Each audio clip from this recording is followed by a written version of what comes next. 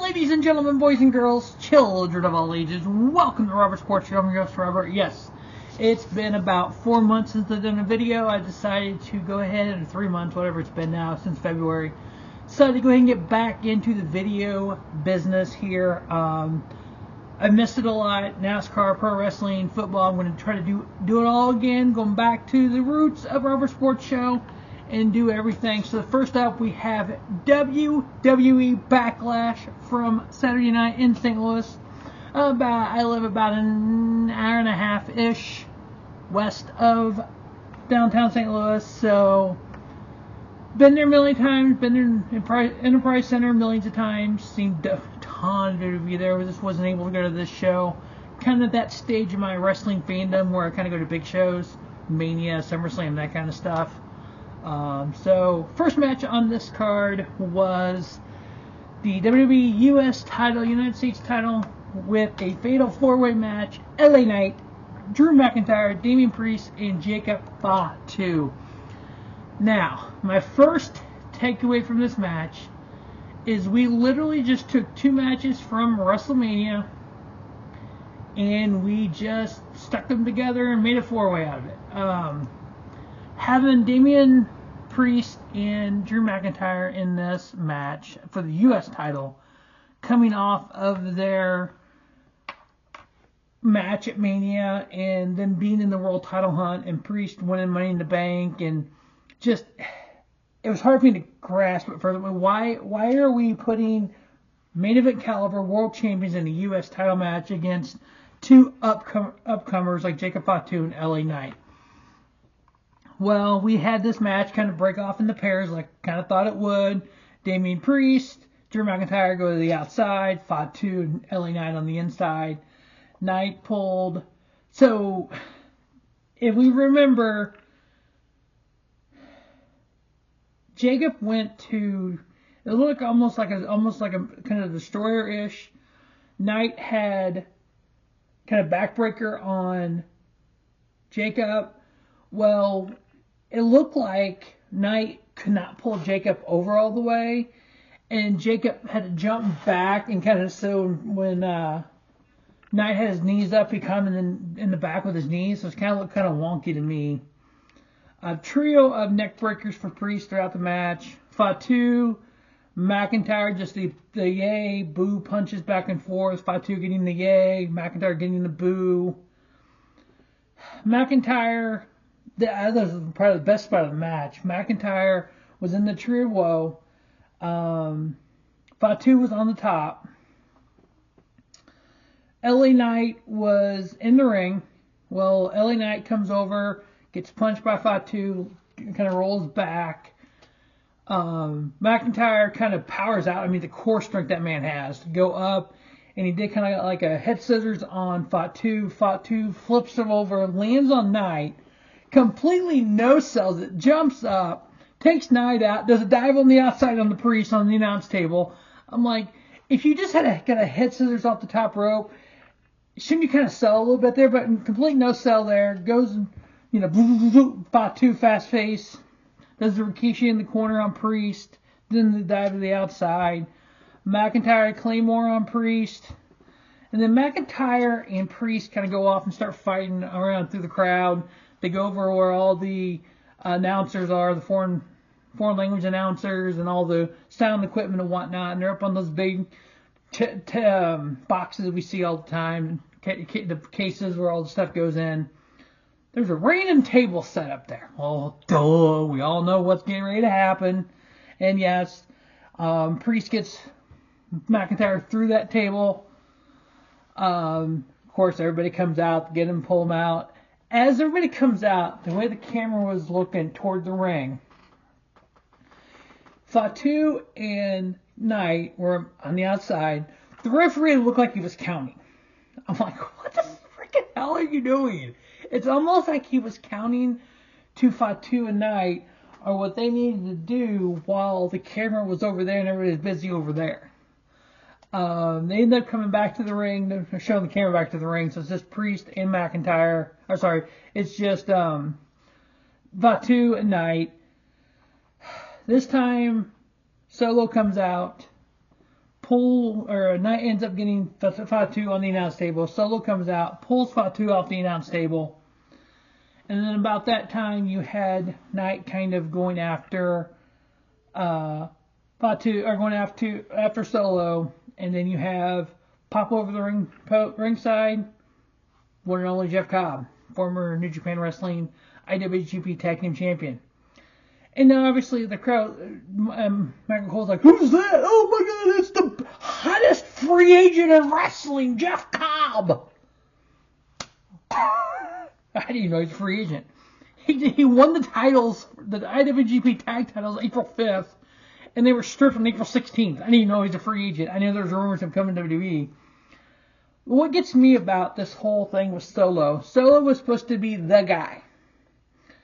Well, they bring in Jacob Fatu now, and they made Jacob Fatu the guy, and Solo is kind of like the secondary. I think Jeff Cobb will outshine Solo. Jeff Cobb, Jacob Fatu, I'm going with those should be the tag team. Holy shit. Jeff Cobb, for those of you who don't know him, he is on the level of Jacob Fatu. I'd put Jeff Cobb on that level. Maybe not on the mic. A little weak on the mic, but actually ability in the ring, kind of Brian Cage-ish. Now, one thing I've learned with social media recently is there are WWE fans, there are pro wrestling fans. If you're a WWE fan, typically you're not a pro wrestling fan. If you are a pro wrestling fan, you are a fan of WWE. Two different fan bases here. The pro wrestling fans who are fans of WWE know exactly who Jeff Cobb is. They know exactly how good Jeff Cobb is. The WWE fans are like, who's this guy? This guy's stupid looking. So it's just like, wow, people. But overall, this Fatal 4-Way, in the grand scheme of it, didn't make a lot of sense because you had the two separate matches from Mania combined into one. You have Fatu pin LA Knight to retain the title. That should have been a one-on-one match. Should have been a rematch here. Overall, pretty good match. I think they give it 3 3/4. I would hope. There's no reason to clutter it up with 4 people. You literally could have just done LA Knight and Drew McIntyre and done, Jacob Fatu and LA Knight. And you could have done McIntyre and Priest on a Raw or SmackDown. 3 3/4 star match for that. Next up, we had WWE Women's Intercontinental title line. We had champion Lyra Valkyria taking on Becky Lynch. Now this, for me, had the build because Becky returns, partners with Lyra, wins, and then loses, and then turns on her. Perfect. Valkyria had the rocking chair kind of back and forth on Becky, put her up in the surfboard. Becky starts doing some armbar submissions. The fact this turned into a submission match almost, I'm like, I would love to see a submission match with these two. Becky gets out of it. Becky, the heel kind of coming out, taking the turn, goes to get in the chair. The referee saw it, takes the turnbuckle off. The referee's trying to put the turnbuckle back on the outside of the ring. And then, there's a pin going on and runs in the ring. It's like, oh my God. Just the little heel stuff that it's like, it's so predictable. Becky ended up getting stomped in after Becky got just hit in the eye. Literally gets the pin. Becky attacks her, that's good heel work. I know. You kind of do a little stuff, trying to do stuff. I was kind of hoping more like a tight, pull the tights, kind of roll up. But Lyra Valkyria retaining her Intercontinental title. Does it hurt Becky losing here? No. Does it help Lyra Valkyria by beating Becky Lynch? Yeah, I think it does. I've always been a fan of hers from back in the NXT days, even the NXT UK days. Her beating Becky Lynch is a good win in her book to kind of help elevate her as the Women's Intercontinental Champion. I hope she holds this belt for like a long time. I'm talking like Gunther level of Intercontinental Champions, or Honky Tonk Man level of Intercontinental Champions. I give it 3 3/4 as well. Both of the matches tied for match of the night. I'm sorry for you WWE fans. It went downhill from here for me. But that's just my opinion. Not truly downhill, but kind of a step back, and then, yeah. We'll get to the main event. I was not very happy with that main event. Next up, we had WWE Men's Intercontinental title on the line. We had champion Dominik Mysterio taking on Penta. So, we think Dominik Mysterio is the greatest Intercontinental champion ever. Holy fuck. Whoever came up with that needs to stop smoking crack. Penta kick to the face on Dom. Dom dived to the outside, big DDT, which actually looked pretty cool. Penta crossbody from the post. I mean, not the top rope, just climbed on the post. Took him forever to get up there, which I love when they set these moves up. And you just have Dom standing there like, anytime, oh, cool, you did it.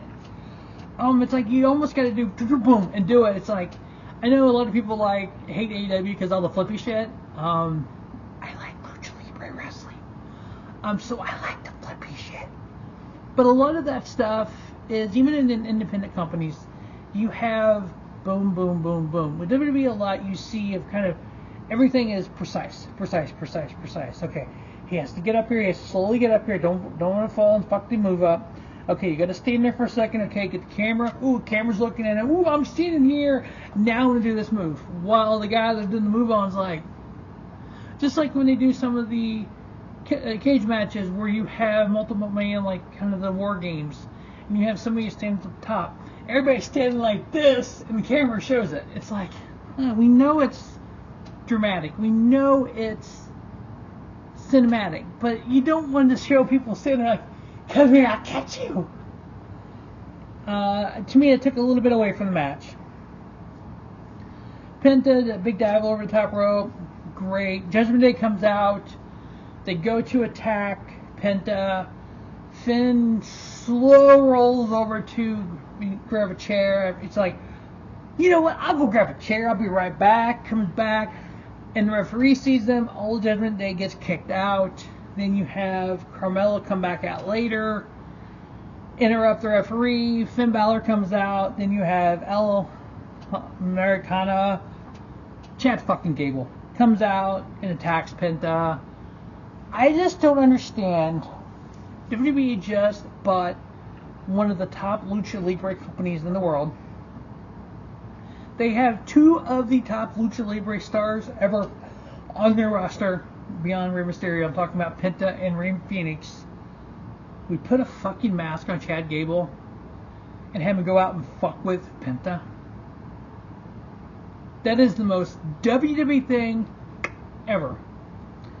Dominik Mysterio ended up getting the pin on Penta here, obviously. 1, 2, 3. Dominik Mysterio still your Intercontinental Champion. 3.5 star. Next up, we have Gunther versus Pat McAfee. You know, Pat McAfee just can't handle the grind at WWE. So why is he even on the card? He's an announcer. He's only had 8 career matches. Apparently he can't handle the grind. He's not good enough. Wait, those are the words that Triple H said about Will Ospreay last year. Why in the fuck do we have the guy who less than a month ago was your World Heavyweight Champion in a match with a fucking announcer, a former punter of the NFL? Why the fuck? This match lasted way too fucking long. 14 minutes and 7 seconds. This match should have lasted 7 seconds. This match should literally have been a fucking chop, pick up, chop, and put his foot on him and the referee count to 3. That should have been this match. Oh, no. We had to just draw it out. Gunther chops Pat McAfee, and Pat McAfee looked like he fucking died. And then Pat chops Gunther, and Gunther's like... And this goes back and forth. I mean, Pat had a couple moves, about many. Pat hit a couple kicks, did a powerbomb, and Gunther, did a couple kicks on Gunther, and Gunther just powerbombed the shit out of him. Cole comes to ringside. Gunther pulls Cole in the ring. He's getting ready to ragdoll Cole. McAfee comes over and low blows Gunther. Gunther just annihilates fucking McAfee. And McAfee ends up passing out, I guess, is the official going to be. And I mean, looked like he just passed out. I know he's trying to get him to tap out, but he just passed out. And then Gunther gets the win there. I just thought this is a waste of Gunther. At one point, there was a quick roll up by McAfee that looked like he almost got the pin. I'm like, if they let Pat McAfee pin Gunther, what the fuck? They didn't, thank God. 14 minutes for this match? Holy crap. What the hell? I give it 2 1/4. Gunther is Gunther, but fuck. I know the rumor is this leads to Gunther versus Bill Goldberg. God fucking sake, let's not put that on pay-per-view, but we will. I know what everybody's thinking. Well, you know, AEW pay-per-views are $50, and this is on Peacock. It's free! Actually, no, Peacock isn't free, but, you know, I get what you're saying. But fuck. I want, when I watch wrestling, I want entertainment.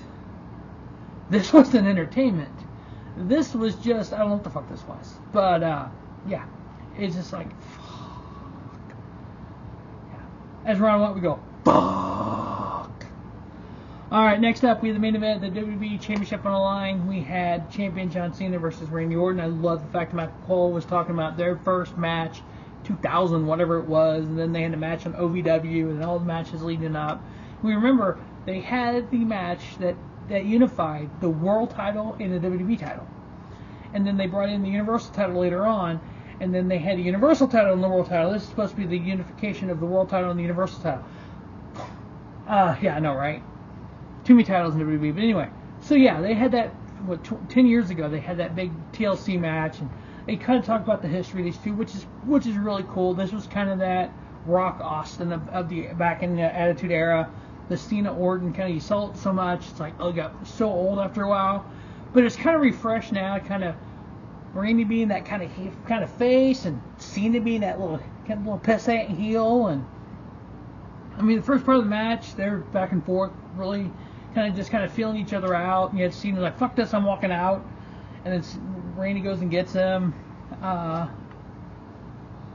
Randy hit the AA on, Cena went to hit the AA, and Randy went to hit the RKO, and it was kind of an AA into an RKO into a block, and they both just kind of fell. I'm like, yeah, but it's kind of interesting. They both hit their move at the same exact time, and you didn't get really the emphasis of both moves, but you got both moves combined. Cena obviously shoves Randy into the ref, knocks the ref out. Cena goes out and gets the belt, comes in, Randy hits the RKO. Randy hit a AA on Cena on the announce table. He AA'd Cena through a table. The referee got knocked into the steps on the outside. After the referee hit the steps on the outside, Cena went and got the belt. They showed the referee laying there. The referee's laying there like this. So it's literally like he's closing his eyes and counting. How long do I gotta wait here? Tell me how long I gotta wait here until I can get up and do something. And it was like, if you hit the steps, steel steps, I don't think you're gonna lay there with your hands over your face. I just don't think. I think you're gonna be like, then just the cluster shit on the fucking outside at that point. And then all the suits come out to check on the referee. Randy starts picking them off one by one. Truth comes out because he's a big John Cena fan. He grew up watching John Cena. He gets RKO'd, and fucking Randy's like, why, Truth? Why are you out here? Cena low blows Randy. Cena hits Randy with the belt, and then, oh, the referee's awake now, and goes and counts the pin. 1, 2, 3. John Cena still your unified WWE champion. 27 minutes and 49 seconds of that. I give it 3.5 because it's Randy and Cena. I've seen just way overbooked on some of these matches. Top to bottom, the card wasn't absolute trash, but it was not what you would expect of a Backlash coming after WrestleMania. I just think WWE overbooks this stuff. I'll say it again. There are WWE fans, great. All you watch WWE, that's all you know. More power to you.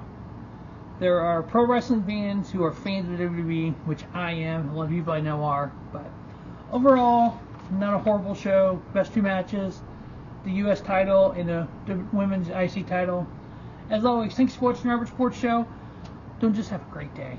Have a spiffy day. Robert Sports Show, your YouTube leader in sports channel content.